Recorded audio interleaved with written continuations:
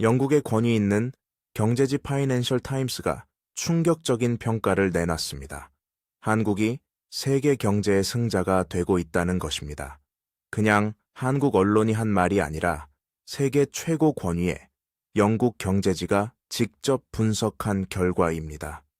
도대체 무엇이 한국을 글로벌 경제의 승자로 만들었을까요? 파이낸셜 타임스는 그 핵심을 세 가지로 짚었고 거기에 다른 요소들도 포함된다고 밝혔습니다. 올해 1분기에 한국의 GDP가 전년 대비 3.6%나 성장했다는 것이 첫 번째 근거입니다. 전 세계가 경기 침체로 신음하는 가운데 한국만 나홀로 질주하고 있다는 것입니다. 특히 올해는 한국이 일본의 수출액을 사상 처음으로 역전하는 해가 될 것으로 보입니다. 인구 5천만의 한국이 1억 2천만이 넘는 일본을 이기고 있는 것입니다. 지금부터 한국이 왜 세계 경제의 승자가 되는지 영국 경제지의 분석을 따라가 보겠습니다. 누구도 쉽게 건드리지 못하는 한국만의 노하우가 있습니다. 첫 번째 승리 요인은 반도체이고, 두 번째는 조선업, 세 번째는 방위산업입니다. 그리고 그 뒤에 또 다른 영역들이 숨어 있습니다. 첫 번째 승리 요인은 반도체입니다. 지금 전 세계가 인공지능 열풍에 휩싸여 있습니다. AI를 돌리려면 어마어마한 양의 메모리 반도체가 필요합니다. 그 메모리 반도체를 세계에서 가장 잘 만드는 나라가 바로 한국입니다. 삼성전자와 SK하이닉스가 그 중심에 있습니다. AI 붐에 따른 메모리 수출이 한국 전체의 수출을 이끌고 있고 두 회사의 주가도 덩달아 치솟았습니다. 여기에 숨은 승자도 있습니다. AI 데이터 센터를 지으려면 엄청난 전력이 필요합니다. 그 전력을 공급하는 초고압 변압기 수요가 폭발하고 있습니다. 효성중공업, HD 현대일렉트릭 같은 회사들의 수주가 쏟아지고 있습니다. AI 시대가 열리면서 한국의 반도체 기업과 전력 기업이 동시에 수혜를 보는 구조가 만들어진 것입니다. 그리고 여기에 더해 한국은 중국마저 압도하는 무기를 장착했습니다. 두 번째 승리 요인은 조선업입니다. 파이낸셜 타임스의 분석은 흥미로웠습니다. 전 세계 조선업이 이제 한국과 중국의 이 파전으로 좁혀졌다는 것입니다. 일본도 유럽도 모두 경쟁력을 잃었고 남은 것은 한국과 중국뿐입니다. 그런데 여기서 결정적인 변화가 있습니다. 미국과 그 동맹국들이 중국이 아닌 한국 쪽으로 기울고 있다는 것입니다. 안보 문제 때문에 중국 조선소에 일을 맡길 수 없으니 한국으로 몰리는 것입니다. 거제도 조선소의 상황이 이를 그대로 보여줍니다. 한 조선소 관계자는 남는 공간이 없을 만큼 모든 공간을 다 쓰고 있다고 말했습니다. 생산 능력이 100% 이상 가동 중이고 정말 너무 바쁘다는 것입니다. 이게 지금 한국 조선업의 현실입니다. 그런데 결정적인 요소가 더 있습니다. 세 번째 승리 요인은 방위산업입니다. 러시아 우크라이나 전쟁 이후 전 세계가 재무장에 나섰습니다. 유럽도 아시아도 중동도 무기를 사들이고 있습니다. 그런데 미국 무기는 너무 비싸고 배송도 한참 걸립니다. 여기서 한국 무기가 빛을 발합니다. 파이낸셜 타임스 평가의 핵심입니다. 한국 무기는 미국 시스템을 따라하는 제약이나 배송 지연이 거의 없다는 것입니다. 서방 무기에 더 저렴한 대안이 되고 있다는 것입니다. 같은 성능의 무기를 더 싸게, 더 빠르게 공급할 수 있는 나라가 한국입니다. 그래서 폴란드를 비롯한 세계가 한국 무기로 몰리고 있습니다. 그런데 한국의 또 다른 영역이 있습니다. 한국의 승리는 중공업에만 있는 게 아닙니다. 화장품을 보겠습니다. 한국 화장품이 프랑스에 이어 세계 수출 2위에 올랐습니다. K-뷰티가 전 세계를 휩쓸고 있는 것입니다. 화장품 종주국이라 불리던 프랑스, 바로 다음이 한국입니다. 관광도 폭발하고 있습니다. 한국으로 들어오는 관광객 수가 급증하고 있고 K 콘텐츠 열풍으로 전 세계가 한국을 찾고 있습니다. 반도체, 조선, 방산 같은 중후장대 산업부터 화장품, 관광 같은 소비 산업까지 한국이 전방위로 세계 시장을 장악해 나가고 있는 것입니다. 이쯤 되면 왜 파이낸셜 타임스가 한국을 세계 경제의 승자라고 불렀는지 이해가 됩니다. 그런데 결정적으로 미국의 움직임 때문이라는 의견도 나옵니다. 미국이 한국을 강대국으로 격상시키면서 이미지가 바뀌었다는 것입니다. 또한 미국은 한국을 선진국, 강대국은 물론 G7급으로 올리려 한다는 것입니다. 따라서 한국의 G7 가입은 이제 상당 부분 가시화될 수 있다는 의견이 나오고 있습니다. 물론 대한민국 내 여론은 G7 가입에 대해 그리 좋은 편이 아닌데 허울 뿐이라는 인상 때문입니다. G7이 되어봤자 빼먹을 게 많은 한국의 무기라든가 안보 책임 등을 떠넘길 가능성이 커진다는 우려입니다. 문제는 한국이 러시아나 중국과 같은 국가들과 지리적으로 엮여 있어 G7이 되어봤자 힘들기만 하다는 것입니다. 그러나 일각에서는 이제 한국이 군사력을 비롯한 경제, 첨단 산업 등 사실상 종합 순위에서 G7 이상이 확실하니 더 이상 이러한 책임을 피하지 못하고 G7에 가입해야 하는 순간이 올 수도 있다는 말이 나옵니다. 또한 중국, 러시아에 다소 친화적인 트럼프 대통령이 임기 중이라 한국이 G7이 된다고 해도 한국 주변 열강들은 원론적인 입장만 표현하고 반대를 하지는 않을 것이라는 예상도 나옵니다. 물론 최종적으로 G7은 만장일치로 운영되어 일본의 반대가 있을 수 있습니다. 그러나 도널드 트럼프 정부의 의중이 그러하다면 상황은 충분히 벌어질 수 있다는 말도 나옵니다. 다카이치 총리는 한국에 대해 긍정적이며 트럼프 대통령과 방향을 같이 하려 하고 한국이 예전과는 다른 국가적 위상임을 일본 정치권에서도 실감하고 있는 상황입니다.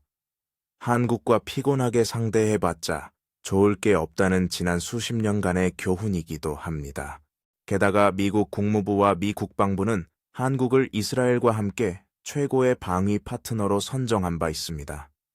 특히 미국 민주당 상원이 한국 핵 협력을 반대하는 서한을 트럼프 정부에 제출하자 보란듯이 미 국무부는 한국과 핵 협정을 재협상하며 미국 내 원자력 발전소 건설까지 제안했습니다. 외교 역시 한국의 강점인 부분으로 이번 한국 정부의 외교는 까다로운 미국을 컨트롤하고 있습니다.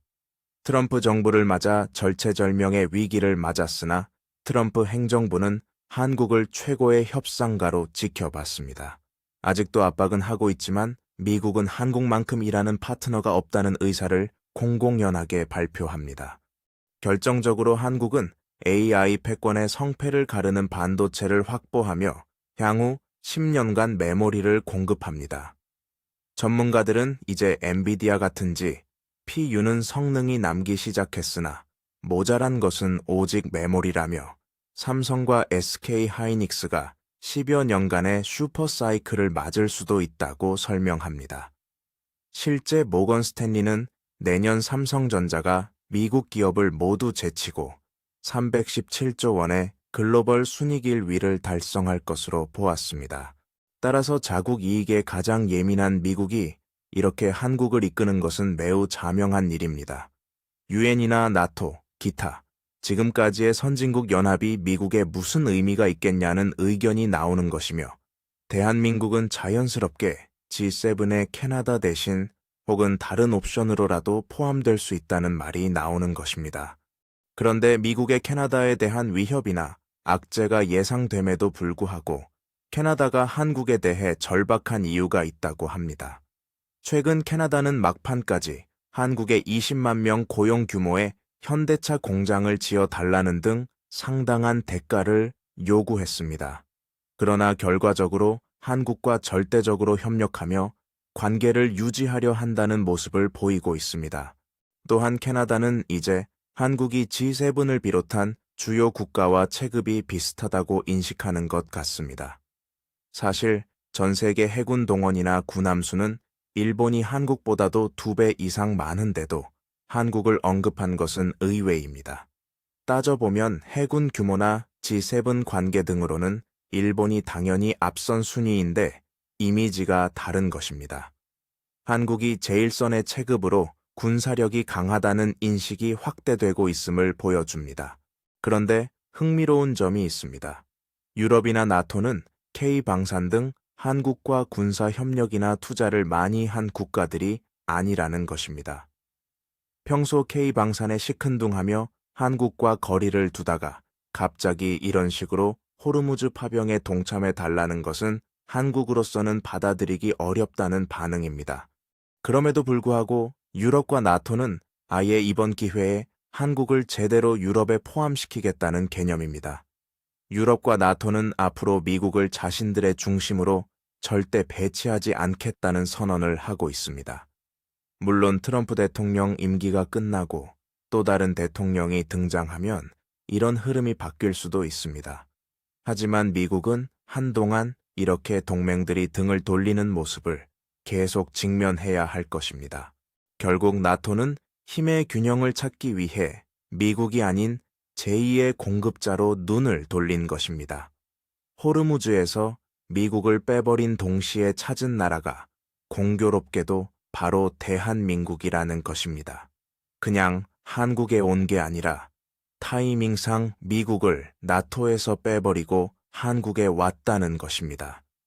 미국의 빈자리를 메울 만큼 무기를 생산할 수 있고 자신들이 만족할 만한 국가로 한국을 꼽은 것입니다. 동아시아에서 방산 협력을 논의하는 나토 자체가 낯선 장면인데 30개국이 한꺼번에 왔습니다. 일본은 발칵 뒤집혔습니다. 일본은 애초에 탈아시아, 즉 유럽연합 클래스라면서 자신들은 수준이 높고 아시아 수준은 아니라고 주장했는데 지금 유럽이 다 한국에 와 있습니다. 일본에서는 뭔가 잘못되었다는 상당히 충격적인 한국의 위상을 실감하고 있습니다. 그 이유는 의외로 단순합니다. 유럽은 자체 방산 생산 능력이 부족한 것으로 잘 알려져 있습니다. 냉전이 끝난 이후 30년 동안 방산 투자를 포기한 결과입니다. 포도주를 마시고 관광을 하면서 방산을 소홀히 한 대가입니다. 한국은 달랐습니다. K9 자주포는 3년 연속 수주 1위입니다. K2 전차가 폴란드로 쏟아지고 있습니다. 천무다연장 로켓은 이란제 드론을 96%나 막아냈습니다. 나토가 한국에 온 이유가 바로 여기에 있는 것입니다.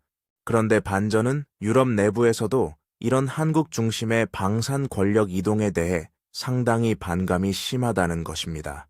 특히 독일, 프랑스 등은 이러한 흐름에 상당히 배아파하고 있는 것으로 나타납니다.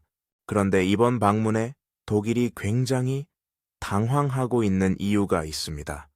독일은 각종 전쟁을 염두에 두고 자국의 자동차 공장인 폭스바겐을 개조해 전차 공장으로 만든다고 했습니다. 독일의 자동차 제조업은 10년 전만 해도 세계 최고로 여겨졌지만 지금은 그렇지 못한 상황입니다. 따라서 자동차 일부를 미래가 밝은 방산으로 연결시켜 새롭게 동력을 추진하고자 했습니다. 라인메탈은 앞서 유럽 전차와 장갑차 시장을 장악하려고 유럽 각국에 로비를 했습니다. 결정적으로 독일 방산은 세이프라는 유럽 방산 금융을 추진하는 중심 역할을 했습니다. 이는 독일과 프랑스 중심의 유럽 방산 생태계를 구축하는 금융 체계입니다. 심지어 캐나다조차 이번 잠수함 입찰에서 독일의 세이프 금융 도입을 고려했을 정도이며 캐나다는 유럽이 아닌 국가인데도 이 세이프 금융을 신청해 가장 먼저 승인받았습니다. 한국 방산이 가려는 곳마다 독일이 엮인 업체들이 등장해 이런 식으로 방해를 넣었던 것입니다. 또한 프랑스의 경우 한국 방산보다 유럽 역내 조달을 우선시하자고 마크롱 대통령이 강조했습니다. 그런데 최근 흐름은 이제 유럽 내에서도 독일과 프랑스를 믿지 않기 시작했다는 사실입니다. 가장 대표적인 것이 핀란드가 세이프를 무시하고 한국 방산을 선택했다는 점입니다. 유럽 강대국의 금융 지원을 받을 수 있는데도 한국을 택한 것인데 여기서 중요한 생각이 나왔습니다. 바로 더 이상 방산에는 돈이 중요하지 않다는 국가들이 대거 등장하기 시작한 것입니다. 유럽 국가들은 우크라이나는 물론 이란 전쟁을 보고 싸게 방산을 구입하려고 머리를 굴려봤자 무슨 소용인가 생각하게 된 것입니다. 전쟁이 터지고 러시아 같은 적국이 쳐들어오면 이미 늦는다는 생각이 확고해진 것입니다. 여기에 미국은 이제 더 이상 우리를 보호해주지 않으니 당장 무기를 줄 국가를 찾는 것입니다. 이에 대해 스톡홀름 국제평화연구소에 따르면 군사 물량 수출에 엄청난 변화가 생긴 국가는 딱 한 곳, 바로 대한민국이라고 합니다. 한국이 권회에서 출발했는데 작년 기준 5위권으로 올라섰다는 믿을 수 없는 결과가 나왔습니다.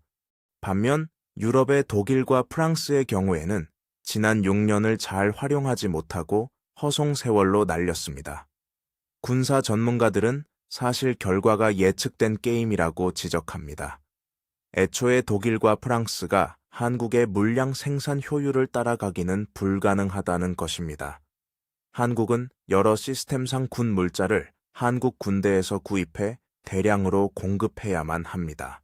지금까지 이런 한국의 모습에 대한 세간의 평가는 한국의 재정을 갉아먹는 과한 군 물자 생산이 되는 휴전 국가의 비극이라고 했습니다. 하지만 그런 과잉 생산의 약점은 러시아 전쟁 이후 수백 수천 배의 보상으로 돌아오게 되었습니다. 군사 전문가들은 한국이 상대적으로 물가가 저렴할 때 시스템을 완벽하게 구축했다고 지적합니다. 지난 수십 년간 공급망과 인프라 구축 비용은 기하급수로 늘었고 인건비는 더욱 폭증했지만 한국은 그 베이스를 이미 완성해둔 상태였다는 것입니다. 그런데 이것이 얼마나 대단한지에 대해 방산 매거진의 분석이 나왔습니다. 전쟁으로 이득을 본 국가들이 상당히 많은데 이 시대 한국의 유형은 차원이 다르다는 것입니다. 특히 과거 일본이 전쟁으로 이득을 본 것과는 비교가 되지 않는 엄청난 장원이라고 분석합니다. 일본 정치권에서 지금 계속 나오는 얘기는 방산으로 한국 정도는 순식간에 따라잡자는 것입니다. 일본은 6.25 전쟁으로 지금 국가부의 기초를 마련할 정도로 돈을 벌었습니다. 한국의 전쟁을 기회로 군수 물자를 팔아서 불과 10여 년 만에 일본에는 신칸센이 깔렸습니다. 한국은 전쟁으로 전 국토가 피폐해질 때 일본에는 시속 300km 이상의 고속철도가 달렸던 것입니다. 그러한 전쟁 특수의 향수가 있는 곳이 일본이며 다시 한번 한반도 전쟁을 바라고 있습니다. 하지만 군사계에서는 일본이 벌어들인 돈은 누구나 할 수 있던 단순 물자 공급이었고 한국과는 결이 자체가 다르다고 합니다. 일본이 일시적 이벤트라면 한국의 경우에는 수십 년간 방산을 공급할 탄탄한 철로가 깔렸다는 것입니다. 일본은 이러한 흐름을 누구보다 스스로 잘 느끼고 있어 평화 헌법을 개정해 전쟁 가능한 국가, 살상 무기를 판매하는 쪽으로 빠르게 움직이고 있습니다. 하지만 이 역시 한국을 따라오려면 수십 년의 격차가 난다는 것이 군사계의 설명입니다.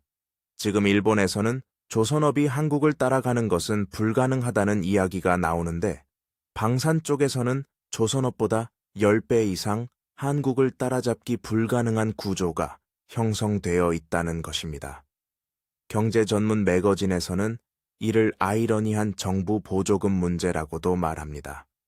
한국의 조선업이 10의 보조금을 받았다면 국방은 만의 보조금을 받았다는 것입니다. 조선업에서는 국가 보조금이 도마에 오르고 WTO 등에 제소될 수 있는 예민한 사안이지만 국방 분야는 한국이 휴전국이며 나라를 지키는 일이라 아무도 신경 쓰지 않는다는 것입니다. 결국 수십 년간 막강한 국가 지원과 더 저렴했던 물가 속에 탄생한 한국 방산을 고작 몇 년 추진한다고 일본이나 유럽이 따라올 수 있겠냐는 의견이 지배적입니다. 미국 뉴욕타임스는 한국의 K2 전차가 유럽 시장을 지배하게 될 것이라 예측했는데, 이는 가격과 생산성, 성능을 이미 다른 나라가 흉내낼 수 없기 때문이라고 했습니다. 유럽은 러시아 전쟁 발발 당시 미국의 무기를 비롯한 방산 물자를 생산해달라고 수없이 요청했으나 미국 매체에서는 한국에서 구입하는 것이 빠르다며 유럽에 다른 선택지가 있다고 알렸습니다. 하지만 유럽에서 6년 전에 한국과 전적으로 손잡은 것은 폴란드밖에 없었다는 사실입니다. 그때만 해도 유럽은 미국 정부가 있으니 별일 없겠지 하면서 한국을 외면했었습니다. 그러나 트럼프 정부가 들어서면서 완전히 기존 개념이 바뀌고 미국을 배제하기 시작한 것입니다. 결국 나토 30개국 대사관이 한국 방산 기업을 찾아 만찬을 하는 상황까지 온 것입니다. 독일이 이끌어야 할 유럽 방산 논의가 동아시아에서 열렸으니 배가 아플 수밖에 없는 상황입니다. 독일이 더 당황한 이유가 있습니다. 이제 그나마 프리미엄이던 방산 퀄리티마저 밀린다는 것입니다. 한화 에어로스페이스가 개발한 차세대 자주포 K9 맥의 영상이 온라인에 유출됐습니다. 트럭에 자주포를 탑재해 기동성을 높인 차륜형 자주포입니다. 이것이 공개되자 외신들의 반응이 뜨거웠습니다. 우크라이나 군사 전문 매체 디펜스 익스프레스가 분석했습니다. 장전 속도 면에서 독일의 자주포를 능가한다고 극찬했습니다. 발사 속도는 분당 약 8발 이상으로 자동화 포병의 기준점인 스웨덴의 아처 시스템과 대등한 수준이라는 평가도 나왔습니다. 전문가들은 미군이 선호하는 조건을 갖춘 무기 체계라고 평가합니다. 빠른 배치, 경량화 같은 조건을 갖추고 있기 때문입니다. 한화 에어로스페이스는 미군의 자주포 생산 거점까지 구축하고 있습니다. 독일 방산의 핵심 영역인 자주포에서 한국이 앞서는 신호가 나온 것입니다.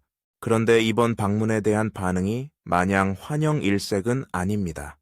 날카로운 목소리들도 나왔습니다. 말이 협력이지 기술을 빼가려는 것 아니냐는 것입니다. 유럽을, 특히 프랑스를 믿지 말라는 반응도 있었습니다. 소스 코드를 포함해 한국의 기술과 무기 생산력을 그대로 유럽에 이식해달라고 할 것이라는 구체적인 우려도 나왔습니다. 이 우려는 근거가 있습니다. 아랍에미리트와 사우디는 돈은 원하는 대로 주겠지만 결국 KF-21에 소스 코드를 달라고 요구했습니다. 한국의 친화적인 중동도 그러한데 유럽은 오죽하겠냐는 것입니다. 캐나다를 보면 됩니다. 나토 회원국이기도 한 캐나다는 잠수함 60조 원을 발주하겠다며 방산 핵심 기술 이전을 동시에 요구했습니다. 더 구체적으로 살펴보면 캐나다가 요구한 것은 잠수함 기술 100% 이전입니다. 미국과 거래할 때는 별말 없던 나라들이 한국에는 기술부터 내놓으라고 으름장을 놓는 것입니다. 게다가 한국은 기술 이전을 잘 해준다는 소문까지 나 있는 상황입니다. 유럽도 같은 패턴을 보일 가능성이 농후합니다. 무기를 사겠다고 하면서 설계 도면과 핵심 기술을 요구하는 방식입니다. 댓글 중에 이런 말이 눈에 띄었습니다. 절대 핵심은 주지 말고 급한 불 끌 수 있게 협조만 해주면 된다는 것입니다. 이것이 정답에 가깝다는 말이 나오는 이유입니다. 유럽은 미국 정권이 바뀌면 또 등을 돌릴 수 있기 때문입니다. 그렇다면 한국은 이 상황에서 어떤 원칙을 가져가야 할까요? 군사계는 한 목소리를 냅니다. 바로 폴란드식 방산으로 풀어가야 한다는 것입니다. 폴란드는 K2 전차, K9 자주포, FA50 경공격기를 대규모로 계약했고 계약 금액만 수십조 원입니다. 기술을 빼가겠다는 요구가 아니라 제값을 내고 사겠다는 것이었고 한국이 신뢰를 주자 폴란드는 그 신뢰를 돈으로 보답했습니다. 2차 계약에서는 같은 수량인데 금액이 2배가 됐습니다. 한국 무기의 가치가 실전 안에서 증명됐기 때문입니다. 나토 대사단이 방한한 것은 한국이 필요하기 때문입니다. 필요한 쪽이 조건을 맞춰야 하는 것입니다. 핵심 기술은 지키면서 제값을 받아내는 협력을 설계하는 것이 지금 한국의 과제입니다. 미국처럼 팔아도 잘 팔리는데 왜 굽신거리며 팔아야 하냐는 말이 가장 정확합니다. 앞으로 한국과 유럽이 어떤 방산 협력을 하게 될지 전 세계가 주목하고 있습니다.